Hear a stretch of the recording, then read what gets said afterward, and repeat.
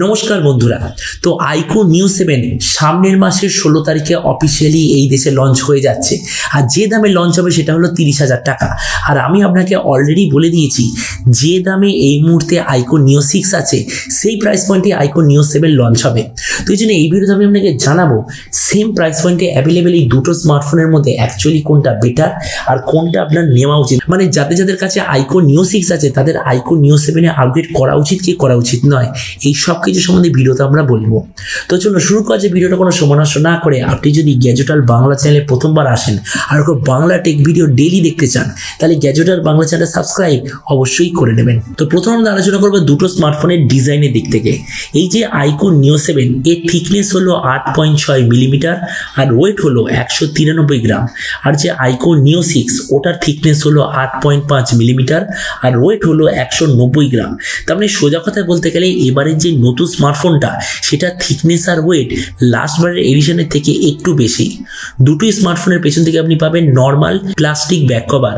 ডিসপ্লের দিক থেকে IQOO NEO 7 এ আছে 6.78 inch full HD plus 120 hertz super AMOLED display, তার সঙ্গে 300 হার্জের টাচ সাবলিং রেট, 1200 হার্জের ইনস্ট্যান্ট টাচ সাবলিং রেট, 1300 নিটসের ব্রাইটনেস, পান্ডা গ্লাসের প্রোটেকশন আর HDR10 প্লাসের সার্টিফিকেশন।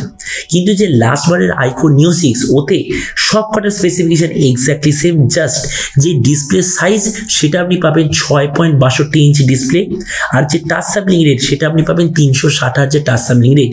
এই দুটো বাদে বাকি সব স্পেসিফিকেশন নতুন স্মার্টফোনটার মতোই।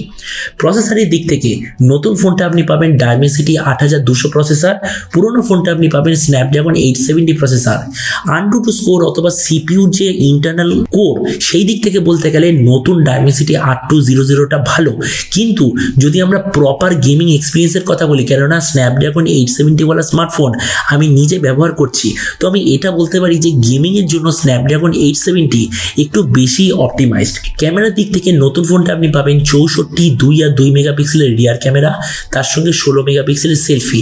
পুরনো ফোনটা আপনি পাবেন 64, 8 আর 2 এর রিয়ার ক্যামেরা, তার সঙ্গে 16 মেগাপিক্সেলের সেলফি। তার মানে সেই বুঝতেই পারছেন যে পুরনো ফোনটা ওটার ক্যামেরা অ্যাকচুয়ালি নতুনটার চেয়ে একটু বেটার।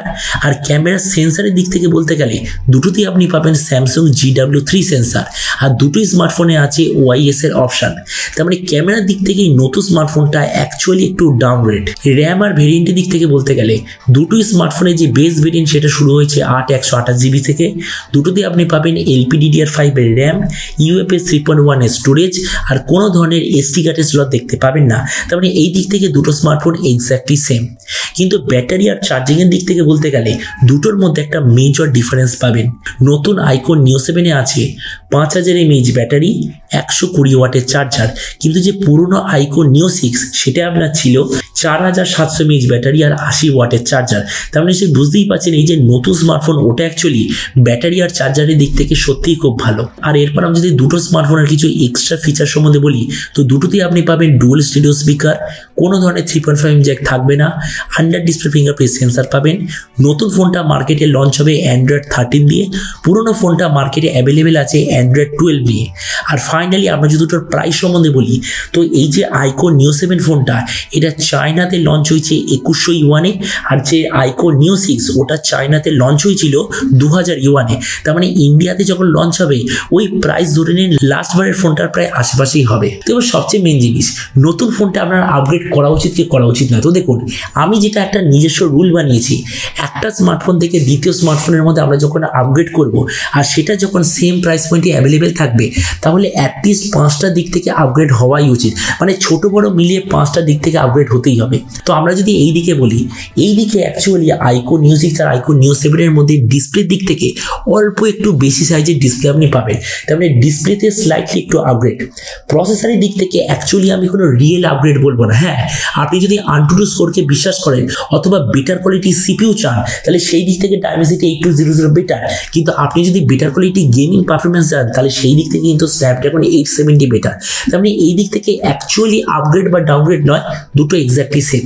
ক্যামেরার দিক থেকে লাস্ট বারটা একটু বেশি ছিল, কেননা লাস্ট বার আপনি পেয়েছিলেন 8 মেগাপিক্সেলের একটা আলট্রাওয়াইড সেন্সার, কিন্তু এবার আপনি পাবেন 2 মেগাপিক্সেলের আলট্রাওয়াইড সেন্সার। তার মানে এই দিক থেকে অ্যাকচুয়ালি একটু ডাউনগ্রেড। তাছাড়া র্যাম আর স্টোরেজের দিক থেকে দুটো দুটো সেম। লাস্ট বার আর এবারের মধ্যে একটা মেজর ডিফারেন্স হলো ব্যাটারি আর চার্জিংয়ের দিক থেকে। এবারে আপনি বেশি সাইজের ব্যাটারি তার সঙ্গে ফাস্টার চার্জিং সিস্টেম পাবেন, কিন্তু লাস্ট বারে এটা ছিল না। তার মানে অ্যাকচুয়ালি এবারে স্মার্টফোনটা আপনি টোটাল দুটো আপগ্রেড পাবেন। তুই জন্য ভিডিও লাস্ট আমি এটাই বলবো, আমার মতে মনে হয় না যাদের কাছে অলরেডি IQOO NEO 6 আছে তাদের IQOO NEO 7 এ আপগ্রেড করা উচিত। মানে আপনাদের জন্য অত বেশি ভ্যালু ফর মানি হবে না, কিন্তু হ্যাঁ যারা একদম নতুন স্মার্টফোন নিতে চান তাদের পক্ষে IQOO NEO 7 খুব ভালো চয়েস হবে। তো এবার আপনি যে কোন সঙ্গে অবশ্যই জানাবেন যে আপনাদের কাছে অলরেডি যদি IQOO NEO 6 থাকে তো আপনি কি IQOO NEO 7 এ আপগ্রেড করতে চান কি করতে চান না, এটা সব নিচে কথা বলতে আমাকে একদমই ভুলবেন না। তো চলুন দেখা হবে আগামীকালের একটা টেক ভিডিওতে। Till then stay tuned and always remember, think positive, be positive. Thank you.